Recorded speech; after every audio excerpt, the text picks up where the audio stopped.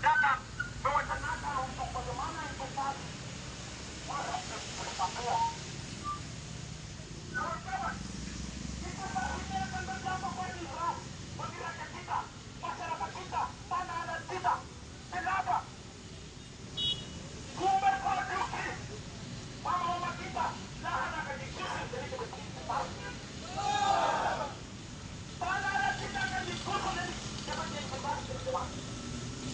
Hutan kita akan dibawa habis demi kepentingan investasi, demi kepentingan modal. Kawan-kawan,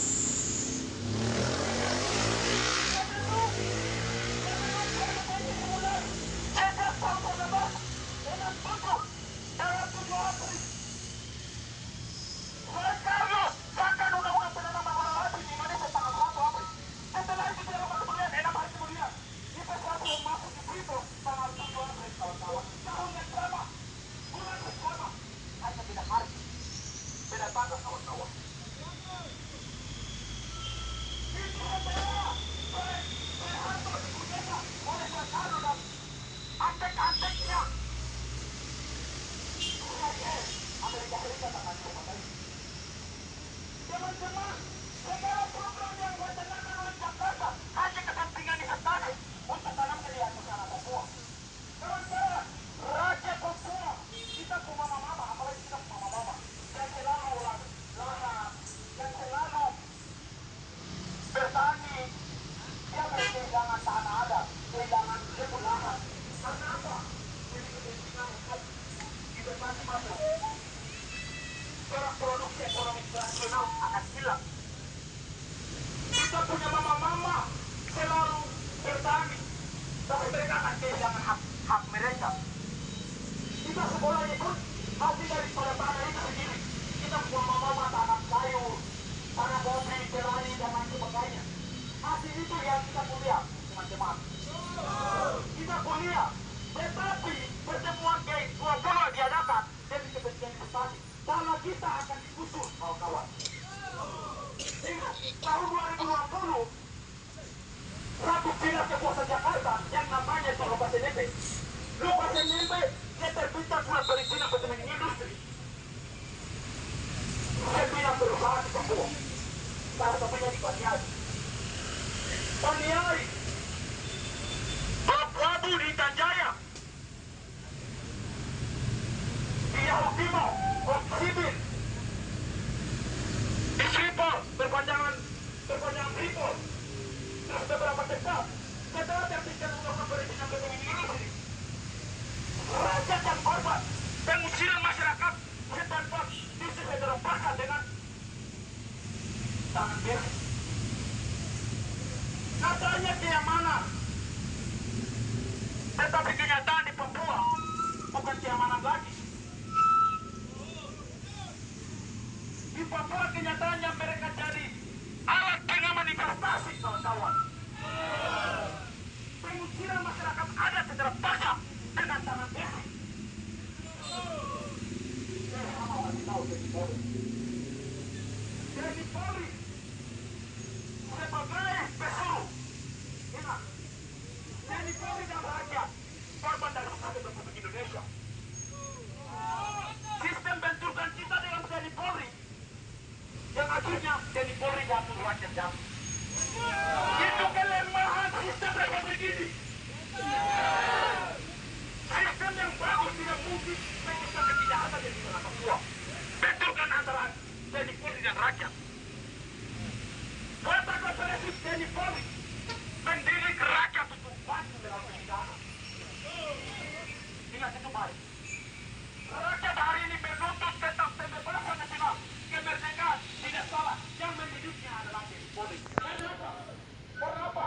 Praktek negara represif, arogansinya berlebihan, tujuan dengan tangan besi segala macam. Itu alat keamanan. Tugasnya itu bagaimana mengamankan masyarakat. Sebagai penegak hukum, Tni Polri, Tni Khusus Polri, sebagai penegak hukum menegakkan kebenaran sebenarnya di dalam tanah Papua.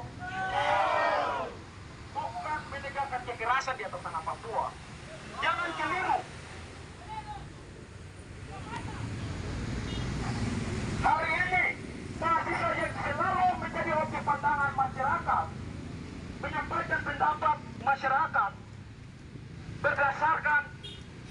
penelitian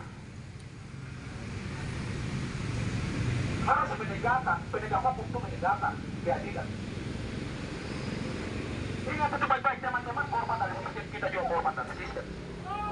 Sistem ini, sistem Republik Indonesia, diatur bukan oleh negara Indonesia, tapi demi kepentingan negara-negara pemodal di dunia. Ingat itu baik, KTT ke-20 kalau diadakan dan programnya investasi masuk dari tanah Papua, ingat, kamu akan jadi pengaman, melindungi investasi, akan dibenturkan dengan rakyat Papua. Bukan rakyat Papua saja, rakyat Indonesia pun akan jadi korban. Lihat teman-teman, kemarin-kemarin di Indonesia, pengusuran rumah masyarakat, warga, pengusuran secara paksa dengan kekerasan, dengan alat-alat apa? Katanya alat negara, tapi alat pemusnahan. Pengusuran secara paksa. Itu siapa punya warga? Itu warga negara Republik Indonesia. Anda dan saya, status kita sama, status tertindas. Tertindas oleh sistem. Seharusnya jadi Polri sebagai penegak hukum harus bersyukur.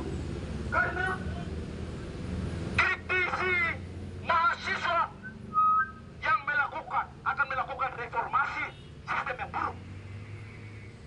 Gerakan reformasi mahasiswa harus bersyukur jadi Polri.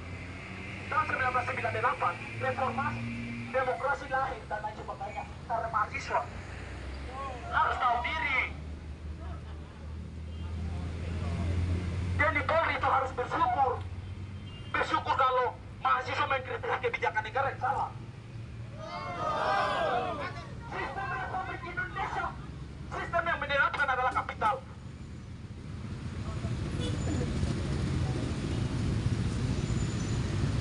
Hidup rakyat tak melawan. Hidup rakyat tertindas. Ingat, segala program Jakarta ciptakan, perluasan basis pemerintahan, mereka kasih job, teman-teman. Hasil produksi daripada mereka kasih job, tiga provinsi. Tiga provinsi ini sebagai membuka isolasi, membuka jalan untuk investasi di demokrasi sebagai apa? Hasil produksi itu setelah mereka memproduksi dari mesin, mereka juga berdagang di West Papua. Rakyat yang punya sumber daya alam kita sendiri akan konsumsi hasil produksi.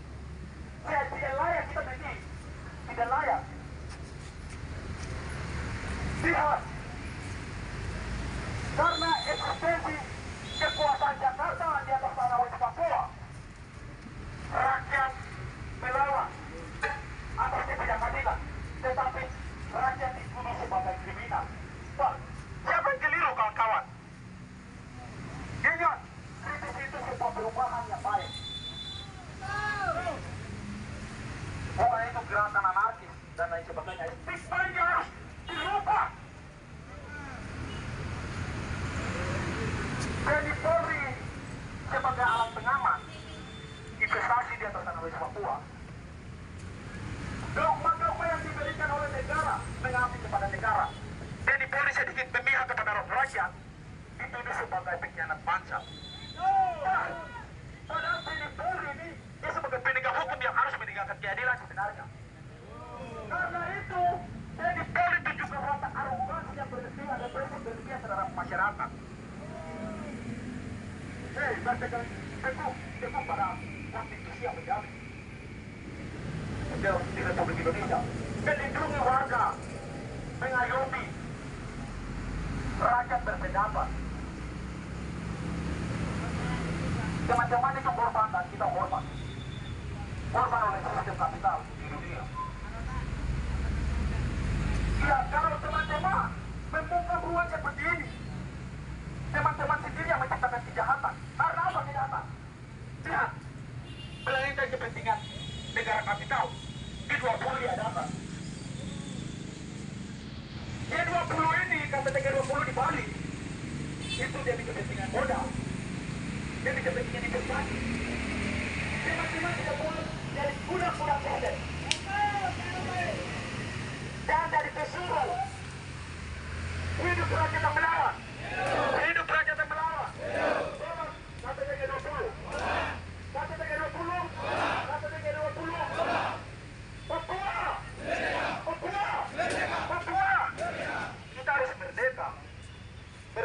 sesuai konstitusi yang menjamin Republik Indonesia. Menyampaikan pendapat tentang kebebasan atas hak. Itu konstitusi. Menghapuskan penjajahan di atas dunia.